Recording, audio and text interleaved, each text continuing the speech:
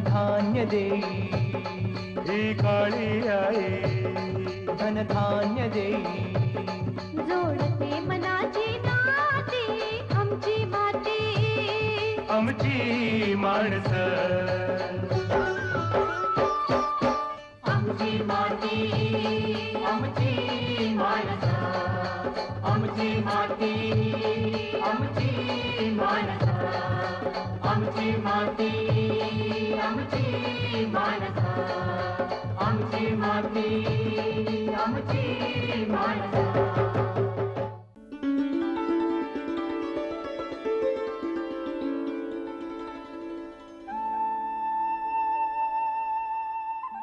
उत्तर कोकणातील डहाणू तालुक्यात येणारा घोलवड बोर्डीचा परिसर चिकूच्या बागांसाठी प्रसिद्ध आहे. घोलवडला चिकू कसा आला आणि चिकूच्या बागा कसकशा वाढत गेल्या याची कथाही मोठी रंजक आहे. घोलवड येथील एक पारशी व्यक्ती दारपशा कावशी पटेल यांनी या चिकूची लागवड घोलवडमध्ये केली. त्यानंतर या झालेल्या चिकूचं मार्केटिंग कुठे करावं तर त्यांनी आपल्या डोक्यावर चिकूची पाटी नेऊन मुंबईसारख्या मोठ्या मार्केटला त्यांनी लोकांना ती फुकट दिली. नंतर लोकांनी त्याची खरेदी करायला सुरुवात केली. त्यामुळे घोलवड बोर्डीच्या परिसरातील शेतकऱ्यांना की हा चिकूपासून भरपूर उत्पन्न मिळू शकेल याची जाणीव झाली आणि भरपूर शेतकऱ्यांनी चिकूची लागवड केली. याच्यातून त्यांनी आपलं संपूर्ण जीवन चांगल्या पद्धतीने जगण्याची संधी त्यांना मिळाली. चिकूचं झाड लावल्यानंतर 5-6 वर्षात त्याला फळं लागायला सुरुवात होते. 75 ते 80 वर्ष जगणारं झाड वर्षभर चिकू देत असतं. त्यातही थंडीच्या मोसमात झाडांवर अधिक प्रमाणात चिकू लागतात. पिकलेले चिकू गळून पडण्याचं प्रमाणही त्या काळात अधिक असतं. त्यामुळे बागायतदारांना मोठा तोटा सोसावा लागतो. झाडावरून पडल्यामुळे वाया जाणाऱ्या चिकूचं काही करता येईल का असा विचार घोलवडच्या शारदा गजानन पाटील यांच्या मनात आला. घोलवड हे चिकूसाठी प्रसिद्ध असलेलं गाव. तिकडे थंडीच्या दिवसात आमच्या इकडे 12ही महिने चिकू असतात, परंतु डिसेंबर, जानेवारी आणि फेब्रुवारी 3 महिने भरपूर झाडावर चिकू असतो आणि तो पिकून खाली पडतो. हा पिकलेला चिकू वाया जात होता. त्याच्यावर आपण काहीतरी प्रक्रिया करावी आणि आपण त्याच्यापासून काही ना काही बनवावं हा माझा खूप वर्षापासूनचा जो ध्यास होता तो मी आता पूर्ण केलेला आहे. कारण त्या चिकूला इतर सगळे मेवा म्हणजे काजू सुकवून, बेदाणा बनवून असे जे द्राक्षापासून जे मेवा बनवतात त्याप्रमाणे चिकूवरती सुकवून त्या चिकूला मेव्यामध्ये बसवलं. नंतर त्या मेवा तयार झाल्यानंतर मी काही प्रकार बनवायला सुरुवात केली. त्याची पावडर बनवली, लोणची बनवली, अनेक माझ्या कल्पकतेप्रमाणे जे काही पदार्थ बनवले. शारदाताईंच्या या प्रयोगाला सर्वच स्तरातून प्रोत्साहन मिळालं. चिकूपासून त्यांनी तयार केलेल्या शेकडो पदार्थांची माहिती लोकांना मिळावी म्हणून अमृत माधुरी प्रकाशित केलं.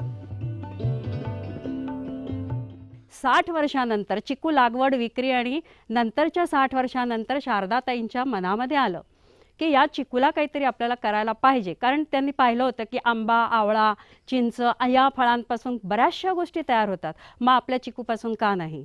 हे करत असताना त्यांनी आपल्या घरामध्ये बऱ्याचशा गोष्टी तयार करायला सुरुवात केली. तांदळाचं रवळं करणं, त्यानंतर तिळाचे लाडू करणं, त्याच्यामध्ये चिकू वापरणं, त्याचा कसा वापर होतो हे सर्व त्या पाहत होत्या, शिकत होत्या, लिहत होत्या. असं करता करता त्यांचे पती गजानन पाटील यांनी त्यांना खूप प्रोत्साहन दिलं.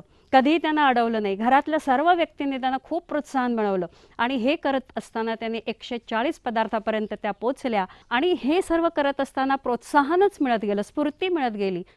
हे जेव्हा कोसबाड संस्थेला कळलं त्यावेळेला तिकडचे जे प्राध्यापक होते बारी सर, त्यांनी कोसबाड संस्था म्हणजे कृषी विज्ञान केंद्र अर्थात, तर त्यांनी मला खूप प्रोत्साहन दिलं नंतर की हे आणखीन काय बनवणार असेल तर बनवा.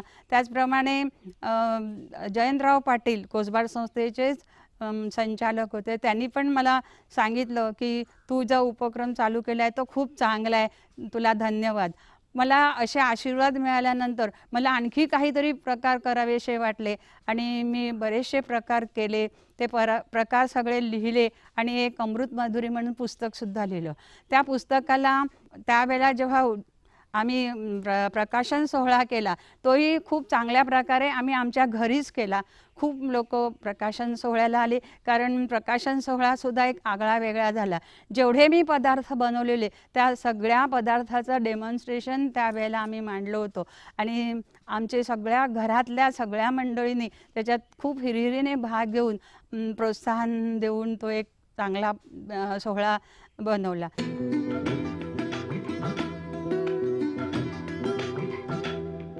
चिकू उत्पादक शेतकऱ्यांच्या दृष्टीने विचार करून या चिकूवर प्रक्रिया करण्याचा निर्णय शारदा पाटील यांनी घेतला.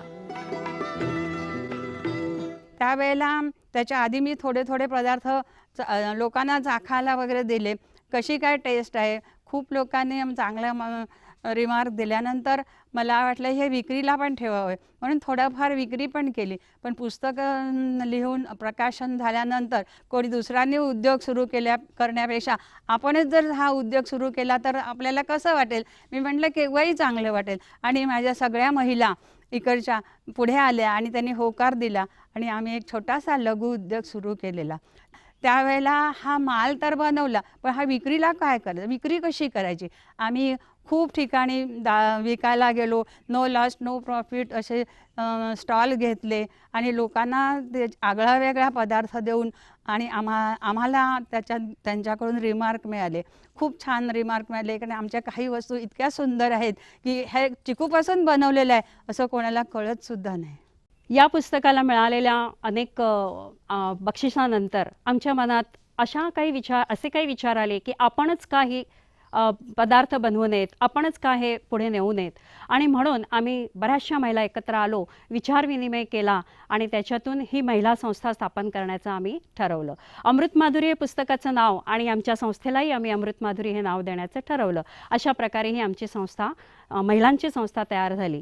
याच्यामध्ये जे पदार्थ तयार केले जातात ते आत्ता नंतर आमच्या असं लक्षात आलं की एकाच ठिकाणी एकच व्यक्ती हे चिकू शिकवण्याचं काम करताना आपल्याला चिकू पुरत नाही आहे. आणि नंतर मग आम्ही सर्व महिलांनी आपापल्या घरी, बऱ्याच महिलांनी आपापल्या घरी तो माल तयार करायचा आणि तो इथं देऊन त्याच्यावरती प्रक्रिया करण्याचं काम रोहिणी पाटील ह्या करतात आणि मार्केटिंग करण्याचंही काम त्या पाहतात. आम्ही मात्र तिथपर्यंत काम त्यांना देऊन सहकार्य करत असतो. आणि आज 1994 साली स्थापन झालेली ही संस्था आज तागायत काम करते आणि अनेक महिलांना संदेश देते आहे की असे लघुउद्योग तुमच्या अनेक याच्यामध्ये जे काही भाजीपाला तुमच्याच वाडीमध्ये जो होतो आहे, या भाजीपाल्यांपासून तुम्हाला जो काही प्रक्रिया भाजी प्रक्रिया, फळ प्रक्रिया करता येईल ती करावी. हा आमचा माल जरी कोणी घेऊन तो विकण्यासाठी नेणार असाल तर आम्ही अमृत माधुरीमधून तो देऊ शकतो आणि त्याच्यावरती सुद्धा ते त्यांचं उपजीविका चालवू शकतात. अशा अनेक गटांनी आमच्या बोर्डीमध्ये खूप महिला आत्ता हे काम करत आहेत आणि त्याला विक्री आहे, मागणी आहे आणि संपतंसुद्धा की राहिलं आहे आता काय करू असा प्रश्न आम्हाला कधी आला नाही. आणि त्यामुळे या चिकू प्रक्रियेवरती जो एक शारदाताईंनी घेतलेला ध्यास आम्ही महिलांनी पूर्ण केला आहे असं मला वाटतं. 20 वर्षांपूर्वी 9 महिलांनी एकत्र येऊन अमृत माधुरी महिला सेवा संस्था स्थापन करून चिकू फळावरील प्रक्रिया उद्योग सुरू केला. एखादा पदार्थ बनविणं तितकंसं कठीण नसतं. कठीण असतं ते तो पदार्थ विकणं. कोणत्याही उद्योग व्यवसायाचं यश हे विक्री व्यवस्थापनावर अवलंबून असतं. खोलवडला चिकू प्रसिद्ध असल्या कारणाने भरपूर प्रमाणात चिकू असतात. आम्ही आमच्या बागेतूनच चिकू घेतो आणि त्यापासून आम्ही प्रोसेसिंग करतो. चिकूपासून मी ड्राय चिप्स बनवते, त्याच्यापासून मी पावडर बनवते, लोणचं बनवते, चिकू हलवा बनवते आणि चिकू चॉकलेट्स बनवते. हे प्रोडक्ट माझे नित्य विकायला असतात. घोलवड हे आमचं चिकूसाठी प्रसिद्ध असणारं गाव आहे.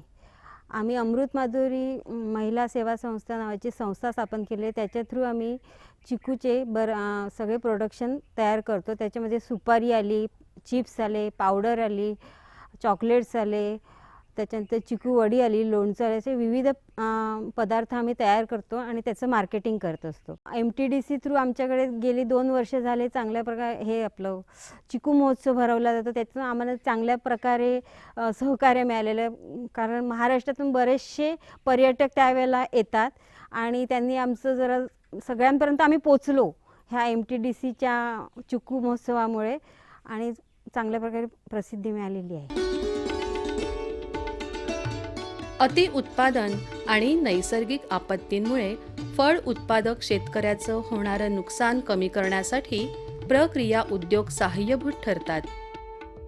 ही बाब लक्षात घेऊन कृषी विज्ञान केंद्र प्रक्रिया उद्योग वाढावेत म्हणून प्रयत्न करीत असतात. हे आमचं जे कृषी विज्ञान केंद्र आहे हे आदिवासी भागामध्ये काम करतं आणि आपण जसं बघितलं की आपण जसं बघतो की फळ प्रक्रियेला फार मोठ्या प्रमाणात आपल्या भारत देशामध्ये वाव आहे. कारण फळ प्रक्रिया ही फक्त 2% फळांवर आपल्याकडे केली जाते आणि त्यापेक्षा जास्त फळं आपल्याकडे खराब होतात. तर त्याच्यावर फळं खराब होतात आणि त्याचं नुकसान होते. हे नुकसान टाळण्यासाठी आपण फळ प्रक्रिया करणं फार गरजेचं आहे. यासाठी म्हणून आणि आमच्या या भागामध्ये म्हणजेच डहाणू घोलवड या भागामध्ये खूप मोठ्या प्रमाणात चिकू आहेत आणि हे चिकू जास्त एकाच वेळी जास्त प्रमाणात आले की त्याला शेतकऱ्याला त्याचं नुकसान होतं. म्हणजे त्याच्यातून जो काही त्यांना पैसा मिळतो तो फार कमी मिळतो आणि त्यामुळे शेतकऱ्याचं नुकसान होतं. आणि चिकू हे असं आहे की एकदा पिकल्यानंतर ते जास्त दिवस टिकत नाही.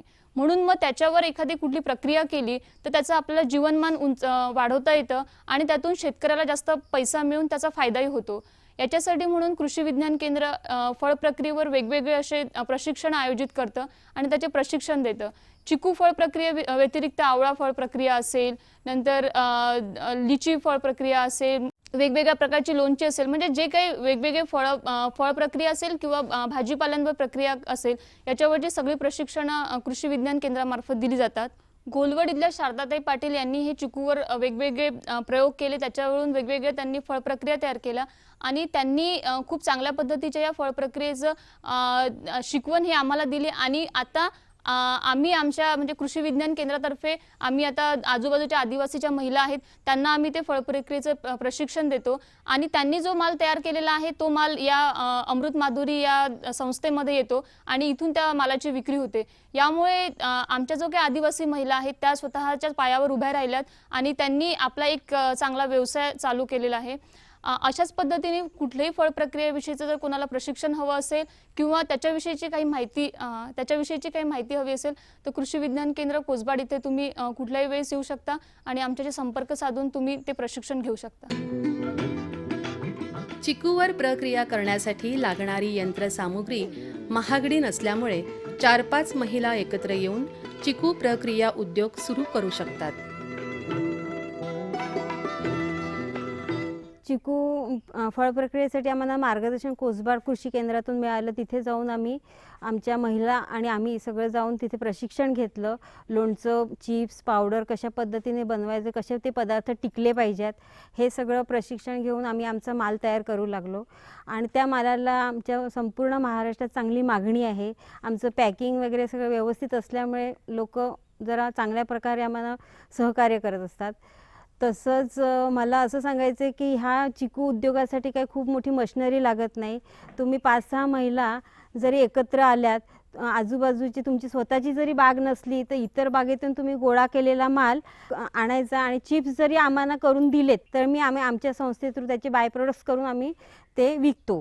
हे बचत गट महिलांनी जर तयार केले तर त्यांना हा चांगला उद्योगही मिळू शकतो. फक्त त्याच्यासाठी एक 10 बाय 10ची अशी स्वच्छ खोली, चांगली अवजारं लागतात. फक्त स्वच्छता ही त्याच्या मागचं मोठं कारण आहे.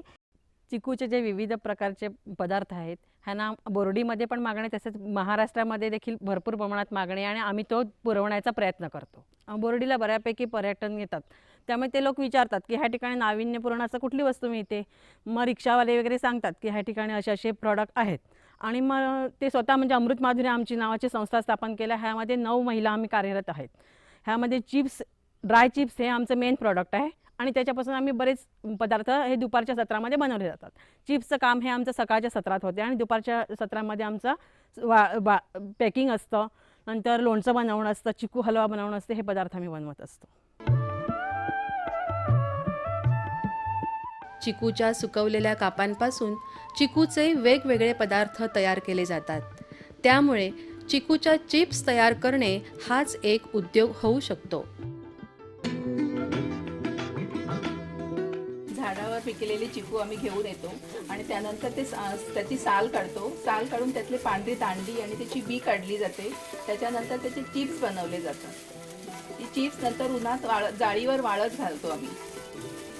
ते 5 दिवस चिकूचे चिप्स वाळवतो. त्यानंतर त्याचा चिकू मेवा तयार होतो. डहाणू तालुक्यातील आदिवासी महिलांसाठी हा रोजगार त्यांना संधी उपलब्ध करून देतो आहे. त्यांना वणवण कुठे भटकावं लागत नाही आहे. त्यांना रोजगार अशा पद्धतीने मिळतो की सकाळी त्या इथं मोलमजुरीला आल्या की संध्याकाळपर्यंत हे काम त्यांना दिलं जातं. आणि हा सीझन तर अतिशय महत्त्वाचा आहे. या सीझनला आम्हाला मजुरांची खरोखरच गरज असते आणि हा महिलांनी करण्यासारखाच उद्योग असल्यामुळे इथे महिलांना भरपूर वाव आहे. शारदा पाटील यांच्या पुस्तकाची आणि संस्थेच्या कामाची दखल घेऊन त्यांना पुरस्कारही देण्यात आले आहेत. हा सगळा उद्योग आमचे सासूबाई सौ शारदा गजानन पाटील यांनी सुरू केला आणि त्यांना सरकारने दखल घेऊन त्यांना वसंतराव नाईक पुरस्कार दिलेला आहे. तसे पुस्तकाला अमृत माधुरी ह्या पुस्तकाला राहुरी पुरस्कार मिळालेला आहे. तसेच आमच्या संस्थेला पण पुरस्कार मिळालेला. त्याच्यासाठी आम्हाला कृषी विज्ञान केंद्राने चांगलं बरंच सहकार्य केलं होतं. माझं नाव इला गुला दुबळे आहे. खेडपाड्याला राहतो आम्ही बेरोजगार होतो. जंगलात जायचो, लाकडं बिकडं आणायचे, विकायचे, त्याच्यात आम्ही घर एक चालवायचे. पण हे चिकू जे पदार्थ बनवायला लागले आम्हाला ह्याच्यात रोजगार जे मिळतो आणि ह्याच मजुरी जी मिळते आम्हाला त्याच्यात आमचं घरचं सगळं नीट चालते. शारदा पाटील यांच्या पुढाकारानं सुरू झालेल्या या चिकू प्रक्रिया उद्योगामुळे घोलवड परिसरातील आदिवासींना रोजगार मिळाला आहे. घोलवड कोसबाड भागात अमृत माधुरीसारखे आणखी काही चिकू फळ प्रक्रिया उद्योग सुरू झाले तर चिकू उत्पादक शेतकऱ्यासाठी ते एक वरदानच ठरेल.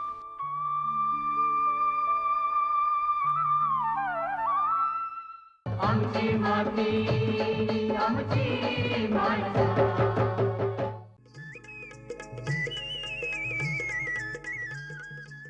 खतांच्या वापरामध्ये आपण कुठं चुकतो किंवा शेतकरी कुठं नेमकं चुकतो हे फार महत्त्वाचं आहे. तर याच्यामध्ये शेणखत, कंपोस्ट खत आणि गांडूळ खत याचा आम्ही नेहमी शिफारसीप्रमाणे प्रत्येक पिकाला सांगितलेलं आहे. परंतु मध्यंतरीच्या काळामध्ये ह्या सेंद्रिय खतांची तुटवडा निर्माण झाल्यामुळे शेतकरी विसरून अगदी रासायनिक खतांचाच फक्त वापर करायला लागलेला. परंतु ह्या सेंद्रिय खतांचा जमिनीचे भौतिक गुणधर्म आणि जैविक गुणधर्म सुधारण्याच्या दृष्टीने अतिशय महत्त्वाचा आहे. त्याचा आपण पोषण मूल्य म्हणून कधीही वापर करायचा नाही. तर हे ज्यावेळेस नांगरट करतो त्यावेळेस आपण हे शेणखत, कंपोस्ट खत टाकायचं आहे आणि त्यानंतर माती परीक्षणानुसार आपण ही रासायनिक खतं टाकायची आहेत. तर रासायनिक खतं टाकत असताना आपण जर जमिनीचा प्रकार जर पाहिला तर त्यानुसारच आपण हे टाकायला पाहिजे. पण रासायनिक खतं टाकण्यापूर्वी आपण जर त्याला सुधारणा जर महत्त्व दिलं तर ते अतिशय महत्त्वाचं आहे. आता सुधारणा करण्यासाठी एक सेंद्रिय भूसुधारकं आणि रासायनिक भूसुधारकं असे 2 प्रकार पडतात. तर सेंद्रिय भूसुधारकामध्ये कारखान्याची मळी कंपोस्ट खत असतं किंवा शेणखत असतं, कंपोस्ट खत असतं, त्याचप्रमाणे गांडूळ खत असतं. असं हे जे काही सेंद्रिय भूसुधारक आहे या सेंद्रिय भूसुधारकेद्वारे आपण जमिनीची सुधारणा करणं अतिशय महत्त्वाचं असतं. आणि जमीन फक्त क्षारयुक्त चोपण आणि चोपणच जर असेल तर त्याच वेळेस फक्त जिप्समचा वापर करायचा आहे. अन्यथा क्षारयुक्त जमिनीत जर आपण जिप्समचा वापर केला तर ती जमीन अतिशय क्षारयुक्त परत होणार आहे. म्हणून आपण फक्त क्षारयुक्त चोपण आणि चोपण जमिनीत या जिप्समचा वापर शेणखतात मिसळून केल्यातच उपयोग होईल. आता हा जिप्समचा वापर करताना सुद्धा बऱ्याच वेळा पंचायत समितीकडे सबसिडी आली म्हणून आपण काय करतो ते जिप्सम घेतो आणि जमिनीमध्ये टाकून देतो. परंतु ते अतिशय चुकीचं आहे. आपली जमीन नेमकी कोणत्या प्रकारची, जास्त चुनखडीची असेल तरी टाकणं धोकादायक आहे, जास्त क्षारयुक्त असेल तरी टाकणं ही धोकादायक आहे. तर आपली जमीन फक्त क्षारयुक्त चोपण किंवा चोपण जर असेल तर माती परीक्षणानुसारच आपण हे टाकणं अतिशय महत्त्वाचं आहे. तर हे माती परीक्षणानुसार जिप्सम किती आवश्यक आहे त्यानुसार त्याच्या 50% फक्त आपण हे जिप्सम शेणखतात मिसळून टाकायचं आहे. तर हे टाकल्यानंतर त्या जमिनीमध्ये थोडंसं वापसावर पाणी द्यायचं आणि नंतर ह्या जिप्सम सोडियम जमिनीत जास्त झालेले असतात ते जमिनीबाहेर काढतात आणि जमीन सुधारणा होते. तर आता हे चुना जास्त झालेल्या जमिनीत आपण गंधक टाकायचं आहे. एक लक्षात घ्यायचं, चोपण जरी जमिनीमध्ये हे सांगितलं तर त्याच्यामध्ये 2 प्रकार आहे. चुना जर जास्त झाला तर त्या ठिकाणी गंधक टाकणं महत्त्वाचं असतं. जर अशा जमिनीत जर जिप्सम टाकलं तर ते जिप्सम त्या जमिनीच्या पृष्ठभागाखाली एक प्रकारचा थर तयार होतो आणि थर तयार झाला त्याला आपण शेड म्हणतो किंवा चुन्याचा थर तयार होतो असं म्हणतो. तर ह्या जमिनीवर आपण जर फळबागा जर लावल्या आणि त्या मुळ्या त्या थरामध्ये गेल्या तर आपल्याला ह्या फळबागा तोडाव्या लागतात. म्हणून जिप्सम वापरताना अतिशय महत्त्वाची काळजी आपण घ्यायची. आता हे झालं भूसुधारक, आणि भूसुधारणा केल्यानंतरच रासायनिक खतांचा किती वापर करायचा हे आपण ठरवलं पाहिजे.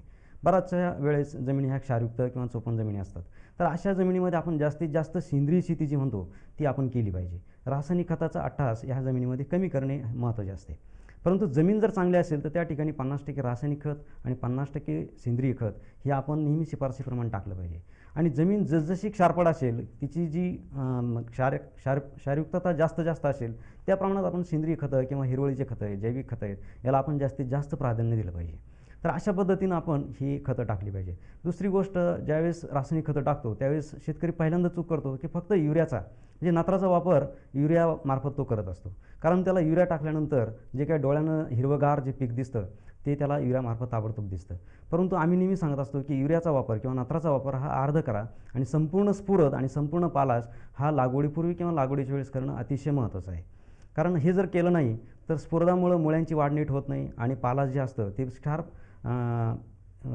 प्रतिकारक म्हणून जे असतं की ज्यावेळेस पावसाचा ताण बसतो त्यावेळेस प्रतिकारशक्ती जी असते किंवा गुणवत्ता जी असते ती पालाशमुळे यायची असते.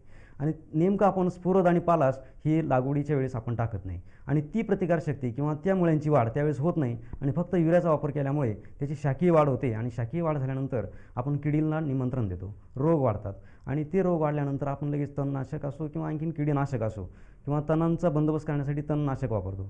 तर अशा प्रकारचा आपण त्या ठिकाणी वापर करून त्या पिकाची प्रतिकार क्षमता जी असते ती आपण कमी करतो. तर असा पहिल्यांदा युरियाचा वापर जास्त न करता फक्त अर्धा नत्र, संपूर्ण स्फुरद आणि संपूर्ण पालाश हे करणं आहे. आता हे नत्र स्फुरद पालाशच्या बाबतीत झालं. याच्यानंतरही नत्र देताना जर जमीन चुनखडीयुक्त असेल तर नत्र हे युरिया न देता अमोनियम सल्फेटद्वारे द्यावे. चोपण जर जमीन असेल तर युरियामार्फत न देता नत्र हेच अमोनियम सल्फेटद्वारे जर दिलं तर त्या जमिनीचा सामूह कमी होतो. तर अशा प्रकारे हा नत्राचा सुद्धा आपण त्या ठिकाणी बदल करू शकतो. म्हणजे आपल्याकडं डोळ्यासमोर फक्त नत्र म्हणलं की युरिया दिसतं, पण तसं नाही आहे. आता ज्या जमिनीमध्ये चुन्याचं प्रमाण अत्यंत कमी आहे तर त्यांनी युरिया, अमोनियम सल्फेट याचा विचार न करता कॅल्शियम अमोनियम नायट्रेट म्हणून जे खते ते अशा जमिनीमध्ये आपण निवड केली पाहिजे की ज्या जमिनीमध्ये चुन्याचं प्रमाण अतिशय कमी आहे.